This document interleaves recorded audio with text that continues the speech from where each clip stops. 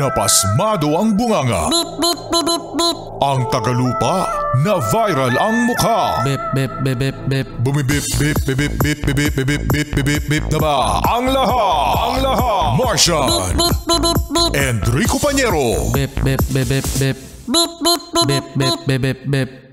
Bip, bip, bip, bip, bip. Titilaok! Titilaok! Beep, beep, beep, beep, beep. Ito na ang 101.1 Yes FM Balitang sa mga Yes Pre natin na naglasing noong holiday season. Ayan, kayo ba mga Yes Pre na nakauwi ng maayos? Medyo. Medyo, no? Wala siyang naalala.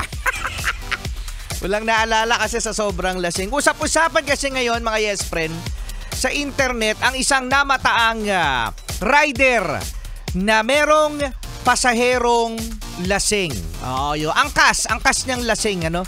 So ngayon mga Yes Friend, ang kwento ng rider ay itong kasama niya ay uminom. Oo, no? Nag-inuman sila. Yun nga lang dahil sa sobrang kalasingan ng kanyang kasama, ng kanyang kaibigan, hindi na kayang humawak. Hindi na kayang umangkas. So ang ginawa Martian, mga Yes Friend, ay tinali na lamang ng rider ang kanyang kaibigan sa kanyang katawan. Oo, no? Parang na ano, 'di ba kapag nakakita tayo ng dinideliver na isang appliance o kaya isang goods sa motor, 'di ba tinatali na lang sa ano, no? Sa motor. Pero ito tinali niya mismo sa kanya. Para hindi mahulog. Grabe pare, kaya ko pa. Sige lang, shot, puno. Pare, tira lang ng tira.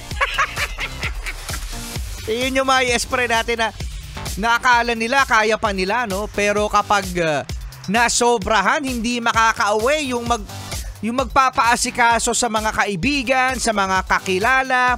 Sabi ng ilang mga netizen, mga Yes Friend na nakakita ng video, sana naman nag-book na lamang siya ng taxi, oo, no, para na sa ganun, mas safe na nakauwi. Oo, no. So ano kaya nangyari? Di natin alam. Nakauwi kaya siya ng maayos. Nakauwi kaya? Malamang sa malamang naman. Sana nakauwi ng maayos. Kaya sa mga Yes Pre natin na mga manginginom, ayan, oo, no? Sana naman iisipin nyo na kung kayo ay iinom, huwag kayong magpaasikaso sa ibang tao. Alam mo, meron talaga tayong kaibigan, no? Na alam niya kasi na merong mag-aasikaso sa kanya, yung magbibihis sa kanya, yung maglilinis sa katawan niya kapag umuwak, o kaya naman merong mag-uuwi sa kanya sa bahay. Huwag ganon, mga Yes Friend. 2025 na. Magbago ka na! Magbago ka na daw, magbago ka na. At iyan ang ating Yes FM Balitang kasama nyo pa rin Rico Pañero. At ang cuteness overload, Marsan. Sige, inom lang. Tagay, puno. Shot pa, shot.